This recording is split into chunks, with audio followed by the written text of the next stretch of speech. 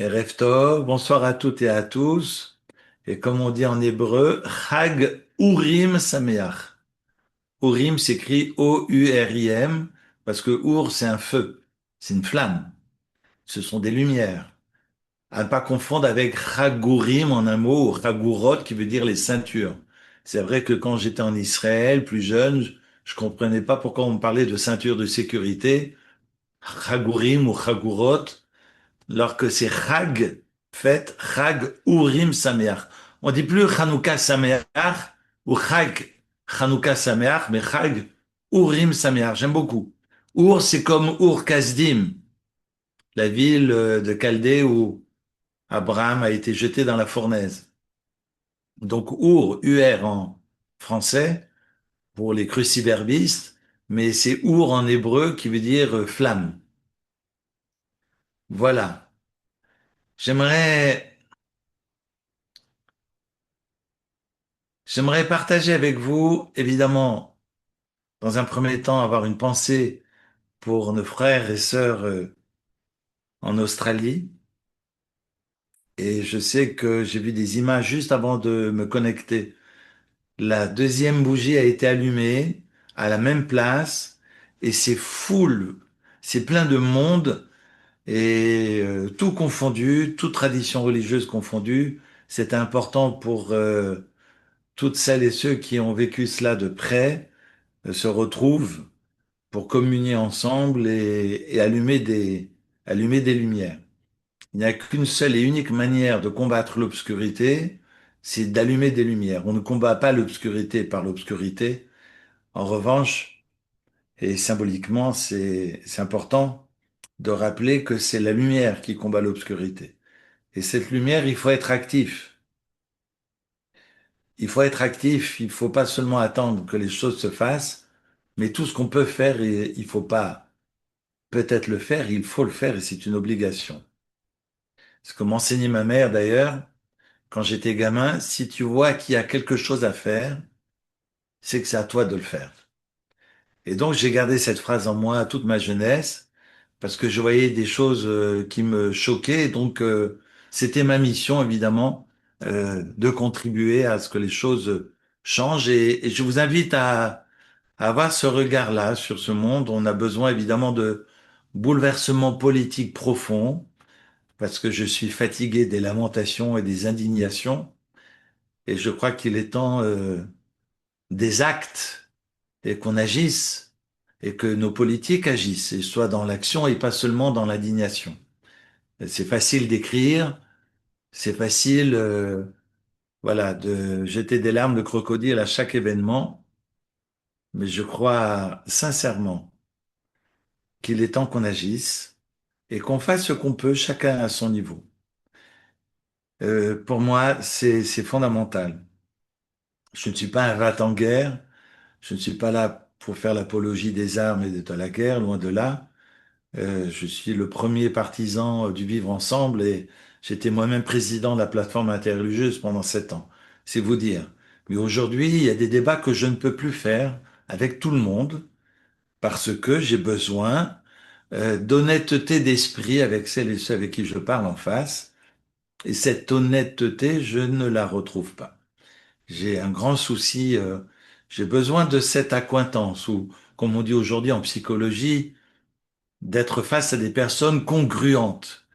C'est-à-dire qu'ils disent ce qu'ils pensent et ils pensent ce qu'ils disent. À partir de là, même si on n'est pas d'accord, on peut débattre. Mais je peux pas débattre avec quelqu'un qui me fait des grands salam-alek, qui me sourit et qui écrit le contraire dans la presse. Donc, c'est un moment difficile que nous vivons et raison pour laquelle il faut être solidaire, il faut se serrer les coudes et puis il faut agir et allumer des lumières, écrire, réagir dans la presse, répondre aux gens, mais ça participe et évidemment chacun peut contribuer à son niveau. On sait que Hanouka est la fête des lumières par essence et ça nous rappelle l'importance de la persévérance, l'importance de la mémoire.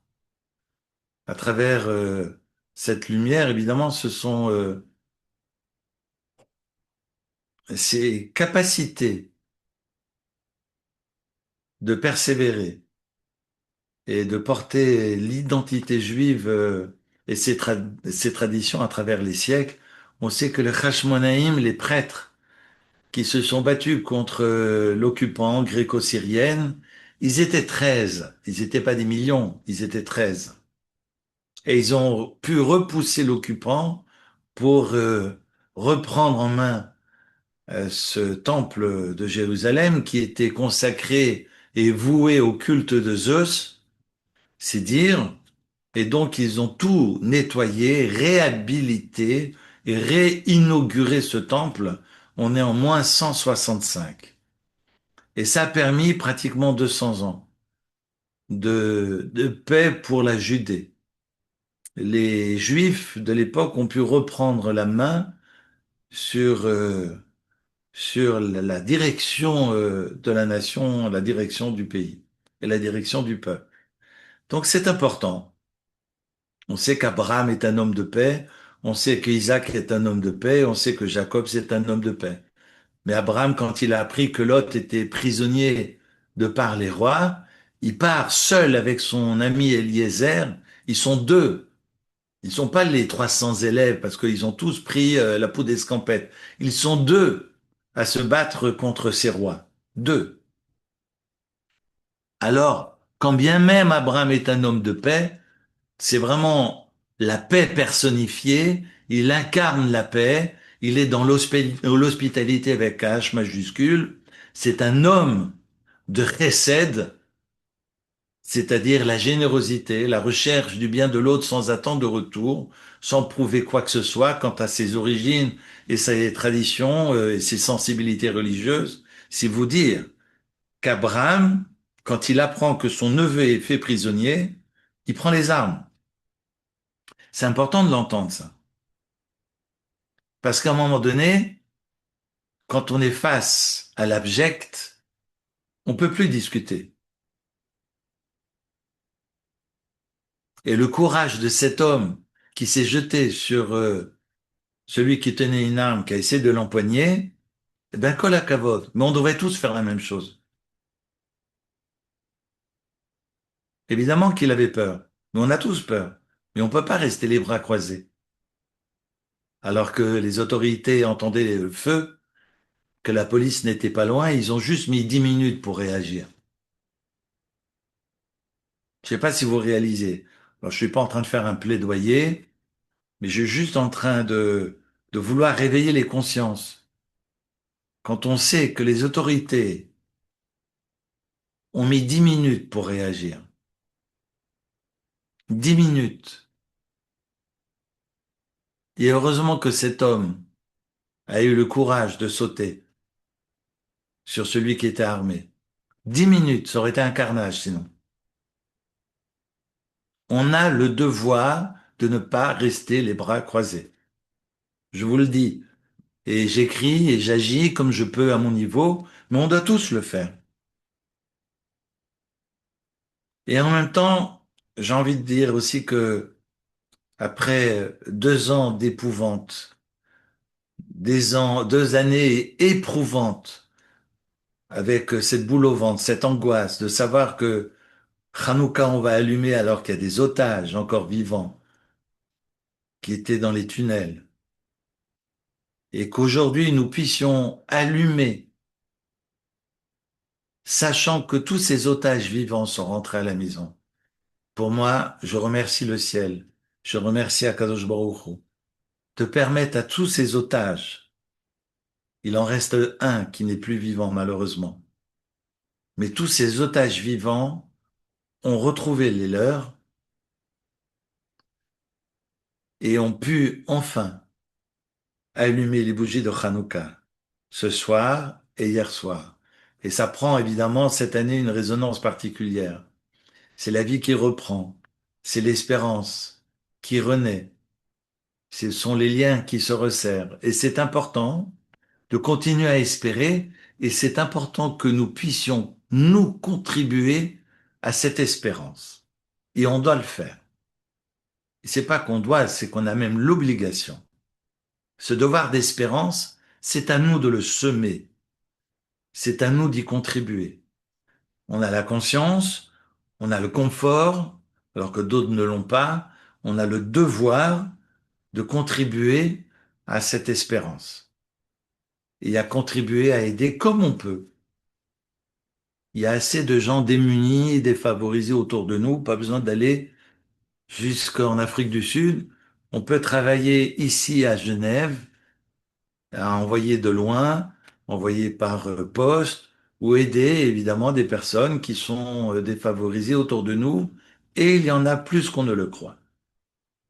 J'ai travaillé avec le service social de la communauté, et je peux vous le dire, pas tout le monde à Genève a les moyens de manger. Je parle pas de toi, je parle de manger.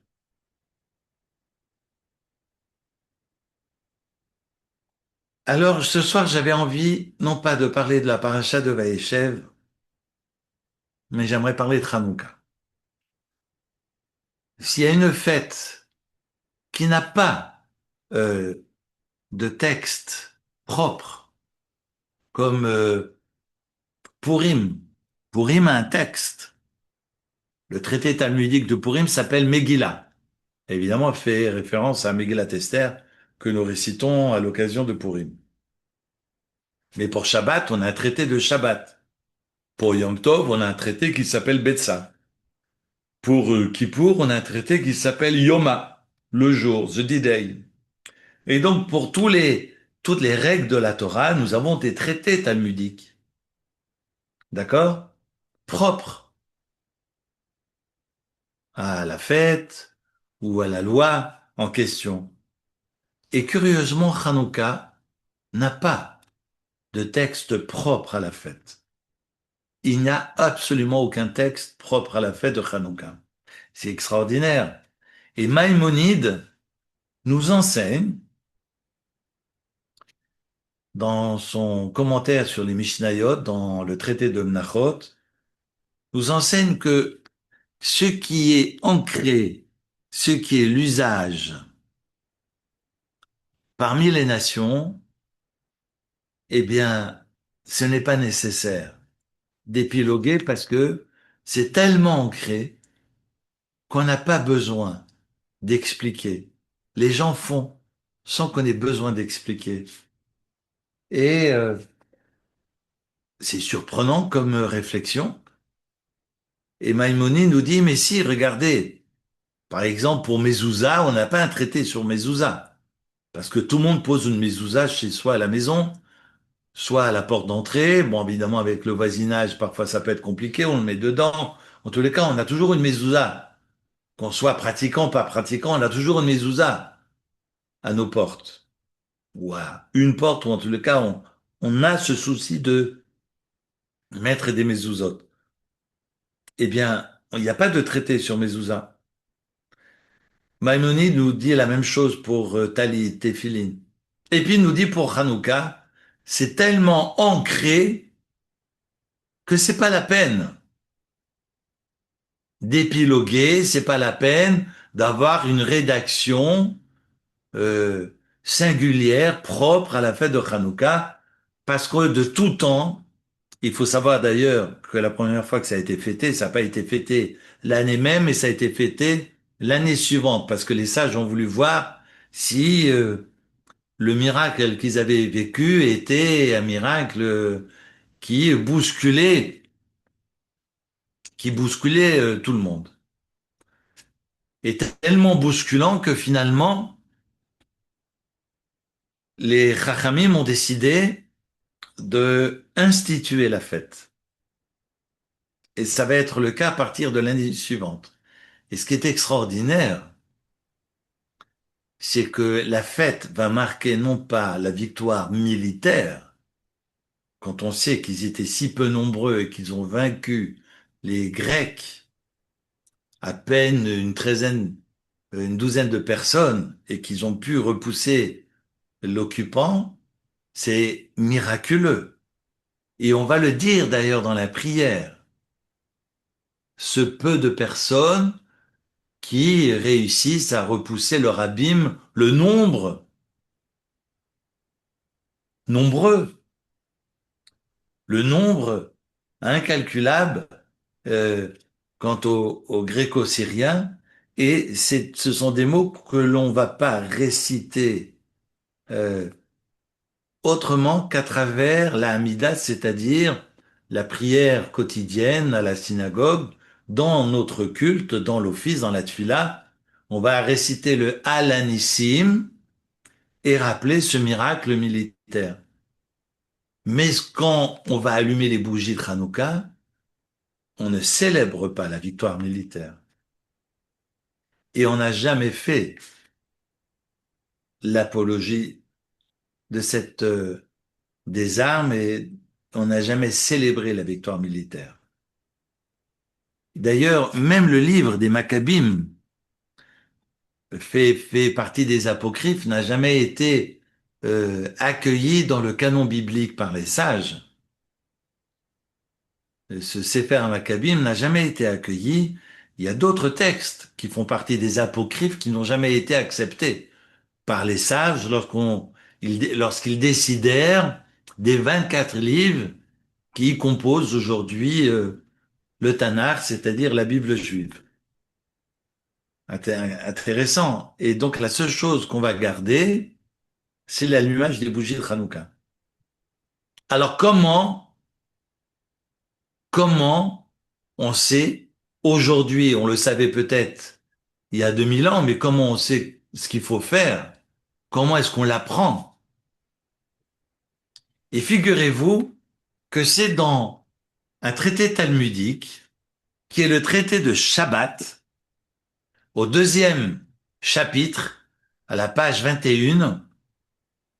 Donc on est dans Shabbat 21a, 21b. 21 s'agit du folio, mais page 1 et page 2, où le mot de Hanouka arrive pour la première fois sur la table.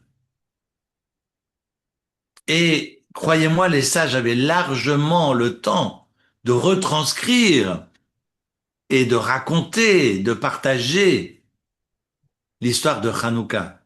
Parce que même si Purim s'est passé avant, pratiquement 400 ans avant, sous l'Empire perse, mais de toute façon, le Talmud a été rédigé à partir du deuxième siècle après.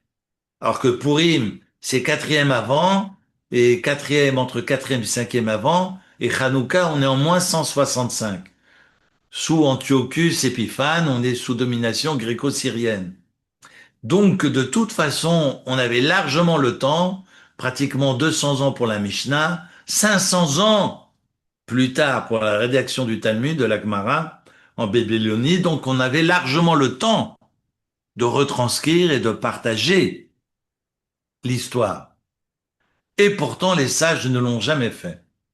Et c'est au détour d'une discussion, entendez bien, c'est au détour d'une discussion autour des huiles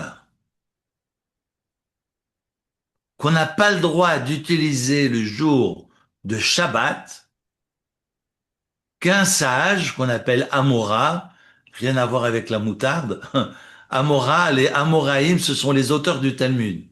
Et donc on a un des auteurs qu'on appelle un Amora, c'est le nom qu'on donnait aux auteurs de la Gemara, et Tanaïm, Tana pour la Mishnah. Et donc ce Ravuna, et ensuite on posera la question également vis-à-vis de Rava, et Ravuna et Rava discutent autour de ces huiles qu'on a le droit ou qu'on n'a pas le droit euh, d'utiliser à Shabbat, si ces mêmes huiles pourraient être utilisées à Hanouka ou pas. Et figurez-vous, évidemment, on sait que Shabbat, on peut pas allumer le feu.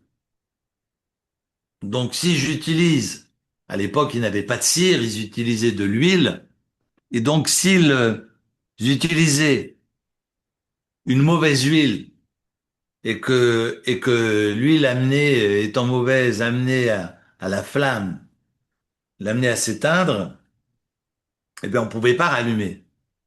Et donc, on avait l'interdiction, a priori, d'utiliser de mauvaises huiles. Et on a le choix des huiles qu'on peut utiliser et celles qu'on n'a pas le droit d'utiliser. C'est un texte qui s'appelle Bameh Madikim et qui est donc le début du deuxième chapitre du traité talmudique de Shabbat. Avec quoi je peux allumer, avec quoi je ne peux pas allumer. Pétrole, huile, ce qu'on veut, etc. De toute façon, ce sont des liquides qui sont mentionnés dans le traité talmudique, dans ce deuxième chapitre, et nos sages discutent. Et puis au détour d'une discussion, de savoir telle et telle huile sont interdites le Shabbat, parce que les lumières risquent de s'éteindre, et le devoir du Shabbat, c'est de pouvoir profiter du repas et de faire honneur à la maîtresse de maison, à sa femme, et de pouvoir voir ce que l'on mange, ce qu'on appelle le Oneg Shabbat, les délices du Shabbat, mais délices dans tous les sens du terme. Faut croire qu'à l'époque, ils mangeaient dans l'obscurité. Le Shabbat, c'est important d'avoir ces lumières à table qui sont là pour éclairer le repas. On n'avait pas le LED, hein, le LED n'existait pas encore, et donc l'halogène non plus. Et donc on éclairait la tablée familiale. Et nos sages discutent, est-ce que ces huiles et ces mèches qu'on n'utilise pas le Shabbat, on peut pas normalement les utiliser à Hanouka? Parce que si ça s'éteint, je dois rallumer. Et donc c'est une discussion entre ces deux Amoraïm, Kafta Zakukla ou Kafta En Zakukla. Je vais traduire. Kafta, ça s'allume. Pardon, ça s'éteint. Ça s'éteint. Zakukla, je dois rallumer. Ou Kafta, ça s'éteint. En Zakukla, je ne rallume pas. Si je dis ça s'éteint et que je dois rallumer, ça voudrait dire que si je dois rallumer, c'est que j'ai une huile qui est mauvaise et qu'a posteriori, je n'ai pas le choix que de rallumer si c'est Hanouka, ce que je ne peux pas faire le jour de Shabbat. Et donc, je dois d'emblée utiliser de bonne huile, comme je le fais pour Shabbat. Je dois également utiliser de bonne huile à Hanouka. Ça, c'est un avis. Le deuxième avis dira non, et c'est l'avis de Rava, non, je ne suis pas d'accord. Parce que si ça s'éteint, je n'ai pas besoin de rallumer. Autrement dit, peu importe l'état de l'huile, si c'est une mauvaise huile, de toute façon, l'essentiel, c'est d'avoir allumé, et ça s'éteint, so what? D'accord? Et voilà la discussion, on a un débat, Kafta Zakukla, Kafta Inzakukla, c'est la fin de la première page de cette feuille 21 du traité de Shabbat. Et donc, est-ce que si ça s'éteint, je dois rallumer? Sous-entendrait que je dois utiliser a priori de bonne huile, ou si ça s'éteint, je n'ai pas besoin de rallumer, sous-entendrait que si c'est de mauvaise huile, peu importe, ce qui ne sera pas le cas de Shabbat, vu que Shabbat, je ne peux pas allumer pendant le Shabbat, c'est totalement interdit, et donc je dois a priori veiller à, à acheter, à acquérir des huiles qui tiennent. Je dois veiller à la combustion, je dois éclairer mon repas et donc je dois pouvoir utiliser de bonne huile. Au fond, c'est quoi la question? Parce que quand on est face à un tel débat dans le Talmud, il faut pas s'arrêter là, il faut comprendre les svarot. Autrement dit, en araméen, il faut comprendre les intentions. C'est quoi l'intention et de l'un et de l'autre? Si ça s'éteint, je n'ai pas besoin de rallumer. Si ça s'éteint, j'ai besoin de rallumer. Finalement, la question de fond, c'est de savoir où est la mitzvah, quelle est l'obligation religieuse autour de Hanouka. Est-ce que l'obligation serait d'allumer ou est-ce que l'obligation serait de veiller à la combustion? Évidemment, pour veiller à la combustion, j'ai besoin d'allumer, mais je dois veiller à ce que ça brûle. Donc je reprends, le débat est donc beaucoup plus profond et on n'est pas encore dans les svarot, parce qu'il faut comprendre pourquoi il y a cette intention chez Ravuna et Rava. Donc au fond, où est le commandement? Est-ce que on nous ordonne d'allumer ou on nous ordonne de veiller à la combustion? Si on nous ordonne d'allumer, peu importe la qualité de l'huile. Mais si on nous ordonne de veiller à la combustion, je dois veiller à ce que l'huile tienne. On est d'accord? Donc la similitude avec Shabbat est effective. Et après cette discussion, j'allais dire de règles, halachiques, la page suivante, il y a un enfant qui arrive qui dit, oh, ça fait une demi-heure que vous nous parlez de Hanouka, mais quid, qu'est-ce de quoi on parle? Ah, sache petit, que Hanouka, c'est l'histoire de nos ancêtres en moins 165 et tutti quanti. Et là, l'histoire nous est partagée enfin dans dans le traité talmudique de Shabbat. Mais on n'est pas à la page 21, on est pratiquement une page et demie après. Ma et Hanouka, de quoi on parle? Mais je laisse ça de côté. Si vous voulez reprendre l'histoire de Hanouka, évidemment, il y a des versions françaises du Talmud et ça vaut la peine. Mais je reviens à ma question. De savoir finalement la mitzvah, c'est d'allumer ou de veiller à la combustion? Bonne question. Et pour comprendre le fond du fond, et pour essayer de comprendre finalement ce qui taraude la question, le débat entre Ravuna et Rava, et la question qui les taraude et l'un et l'autre, c'est de comprendre ce qui s'est passé lors de l'histoire des Hashmonaïm. On sait que les Hashmonaïm vont entrer dans le temple qui était complètement saccagé, qui était complètement consacré à un culte païen. Bref, ils vont tout nettoyer, ils vont enlever les statues. Ça va être vraiment un gros ménage. Je passe ces détails. Et puis ils cherchent de l'huile. Mais l'huile, ils ne peuvent l'utiliser que si c'est une huile qui est cachetée par le grand prêtre. Et sous les décombres, évidemment, certains diront que le bon Dieu nous aide quand on est dans l'effort. Si on n'est pas dans l'effort, le bon Dieu ne nous aide pas. Donc il cherche, il cherche, il cherche. Et au final, il trouve une fiole cachetée avec le stempel du Kohen Gadol, du grand prêtre. Ils se disent, bingo, on va pouvoir l'utiliser. Le problème,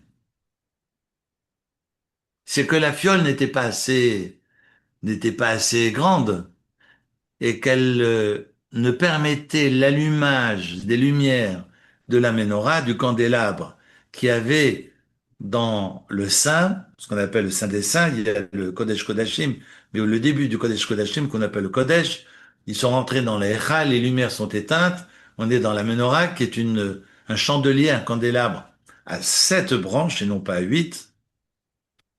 Et donc, ils se disent, il y a un souci. Parce que si on allume, ça va s'éteindre. Et là, je n'ai la quantité que pour une semaine. Je n'ai pas plus. Pardon, je n'ai la quantité que pour une journée. Et j'ai besoin d'une semaine pour fabriquer de l'huile. Concasser, reprendre les premières perles qui tombent. Enfin, il y a un mode d'emploi. On peut pas utiliser, on peut pas extraire comme ça de l'huile d'olive et l'utiliser aussitôt pour allumer le chandelier, pour allumer la menorah. Et donc, ils ont une fiole qui est réduite qu'à une seule journée, l'allumage des 7 branches de la menorah, mais après la journée, ces lumières risquent de s'éteindre. C'est pas eux qui éteignent, ce sont ces lumières qui s'éteindraient. Mais est-ce que je peux allumer la menorah si je sais que les lumières ne tiendront pas, alors qu'il me faut une semaine pour fabriquer de l'huile? C'est important. J'ai besoin d'une semaine. J'ai besoin d'une semaine. J'ai besoin de 7 jours pour fabriquer du Shemen Zaïd Zach. J'ai besoin d'une semaine pour fabriquer de l'huile pure et agréée par le Kohen Gadol. Comment je fais? Sachant que si j'allume maintenant, eh bien, j'entraîne l'extinction de ces feux parce que je n'ai pas assez d'huile et ça sera amené finalement à s'éteindre. Je n'éteins pas les lumières directement, mais je les éteins indirectement. Et on sait que celui qui éteint la menorah, nous enseigne la Torah, est condamné à mort. On ne s'imagine pas. C'est pas un jeu. On n'allume pas, ce sont pas les bougies d'anniversaire. C'est-à-dire que j'allume ma menorah et je peux pas arriver derrière et faire le malin et les éteindre. De toute façon, il y a que les Kohanim qui rentraient dans le Saint. Et dans le Saint des Saints, il y a que le grand prêtre, le Kohen Gadol. Et il n'y a que les Kohanim qui sont témoins du miracle qui va arriver. Maintenant, on est face à un grand problème. Le problème est important parce il en va de notre vie. Nous, les prêtres, on allume cette menorah et on sait que indirectement, nous allons l'éteindre. Et aux yeux du ciel, nous sommes condamnables. Est-ce que nous allumons ou pas? On connaît l'histoire. On sait qu'ils ont allumé et que la lumière va tenir plus de 7 jours et que cette lumière ne s'est jamais éteinte. Et donc, elle va permettre finalement à la fabrication d'une nouvelle huile d'olive concassée, de l'huile qui sera versée et qui va permettre à la menorah de ne jamais s'éteindre. C'est extraordinaire. Et donc, on sait que l'intervention divine fera que ces lumières vont perdurer et nous fêtons aujourd'hui non pas l'allumage de 7 branches, mais de 8 branches pour rappeler également le miracle de cet allumage du premier jour. Mais bref, finalement, il est où le miracle? Et c'est la question que j'aimerais partager avec vous ce soir. On célèbre quoi à travers Hanouka? Et je sème la zizanie chaque année, je repose la même question autour de moi. Hanouka, je fête quoi? Est-ce qu'à Hanouka, je fête l'intervention divine qui, au regard de l'allumage des prêtres, va faire durer la lumière? Et donc, est-ce que le miracle de Hanouka est ce que je vais célébrer en allumant ma Hanoukia tous les soirs pendant 8 jours? Est-ce que je célèbre l'intervention de Dieu?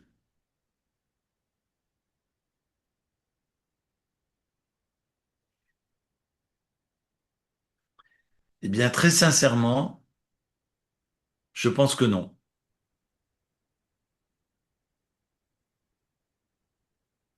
Je me trompe peut-être. Je ne suis pas le bon Dieu. Mais, je le dis avec un sourire, mais c'est important. À ma connaissance, le miracle que nous célébrons n'est pas l'intervention divine. Et je dois vous dire, ce n'est pas une boutade, le bon Dieu n'intervient pas que durant 7 jours dans l'année.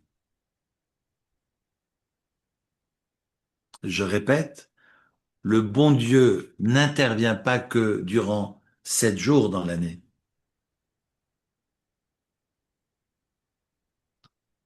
L'intervention divine est permanente.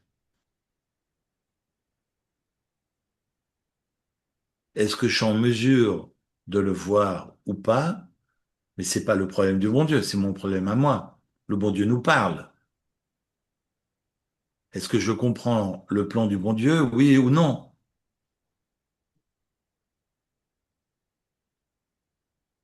Mais finalement,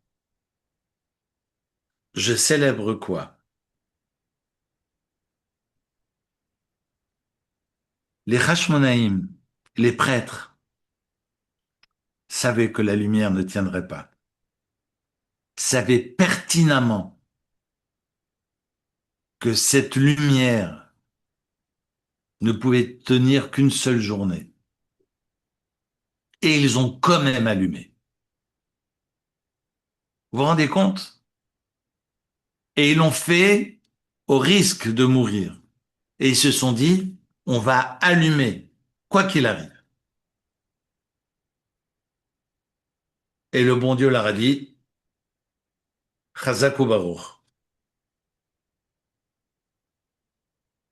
Et grâce au geste des Kohanim, le bon Dieu a dit, cette lumière, je vais la faire durer.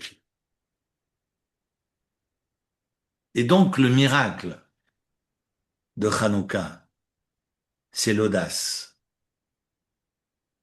l'initiative des hommes.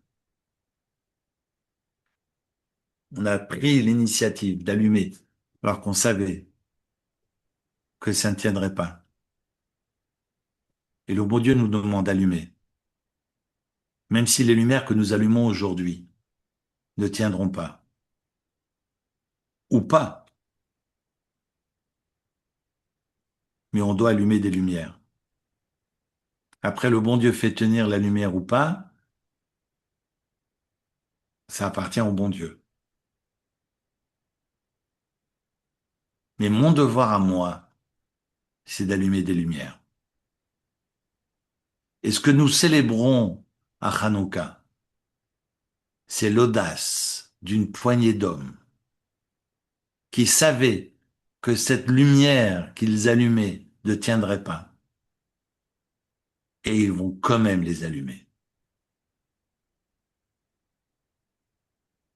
Et la leçon qu'on doit apprendre, elle est là. C'est ça la fête de Hanouka. D'oser allumer des lumières. Et peu importe si au fond de nous, on ait peur que ça ne tienne pas.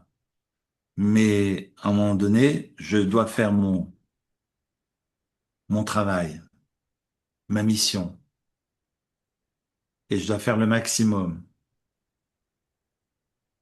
Et prier pour que ces lumières que j'allume, que Dieu les fasse durer et puisse éclairer le monde entier.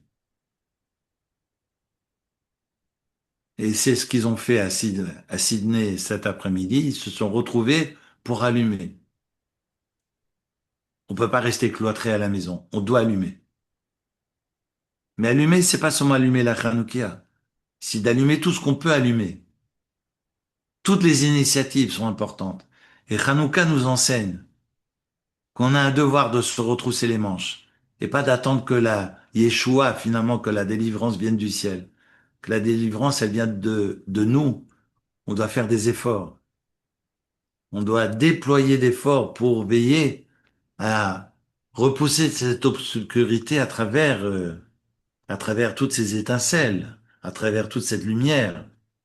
Et j'aimerais finir par le mot que j'ai partagé aux mariés hier. J'ai fait un mariage et j'ai dit aux jeunes mariés, aux tout jeunes mariés, que la première bénédiction que nous récitons dans le rituel du matin, c'est Baruch Ata Hashem, on remercie le ciel, à Noten Bina la Servi, qui donne finalement le discernement au coq, la Frid Ben Yom ou Ben Laila, pour que cette créature puisse distinguer le jour de la nuit. On remercie finalement le coq qui a ce discernement, parce que quand il fait jour, il chante. Vous allez me dire, mais Mais nous aussi, on chante quand il fait jour. D'ailleurs, c'est pas le premier à chanter. Moi, quand je mets l'alarme sur mon téléphone, je peux me réveiller même avant le coq et puis je chanterai et puis j'annoncerai que le jour est là. Qu'est-ce qu'il a le coq de plus que les autres animaux et les autres créatures? Mais nous sommes tous à même de percevoir la lumière.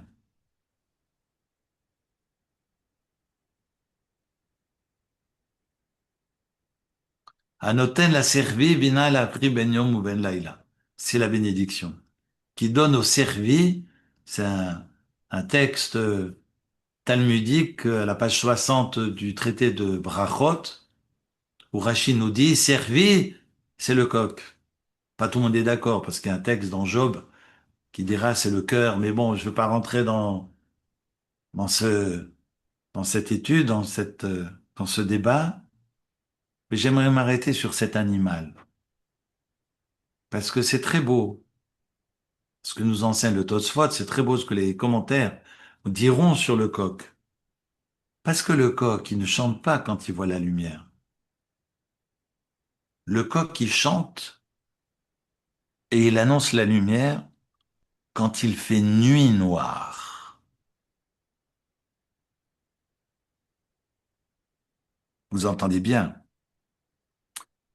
Le coq, il chante la lumière alors qu'il fait encore nuit noire. Mais quelle claque!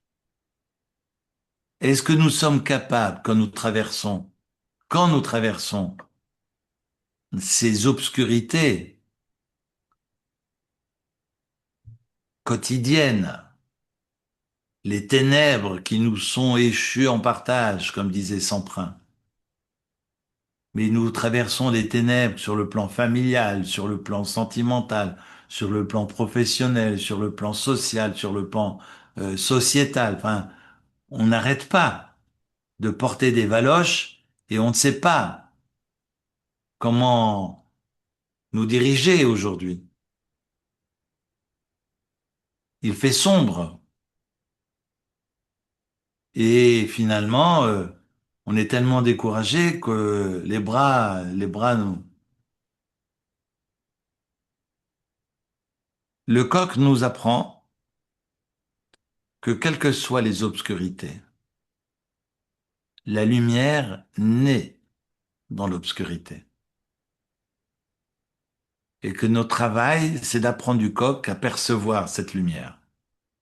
Quelles que soient les obscurités que nous traversons, la lumière germe dans cette obscurité et vient nous annoncer finalement le jour et être en mesure de chanter alors qu'il fait nuit noire, être en mesure de chanter la lumière alors qu'on est dans les ténèbres comme aujourd'hui, c'est la première leçon de la prière du matin. Et le propre du juif, c'est de faire preuve de résilience. Et de quoi qu'il arrive et quoi que nous traversions, de toujours nous relever. C'est la leçon que je voulais partager avec vous aujourd'hui, combien la lumière est essentielle et c'est notre devoir, ben, d'allumer des lumières, autant que faire se peut. Merci beaucoup. Toda Rabba.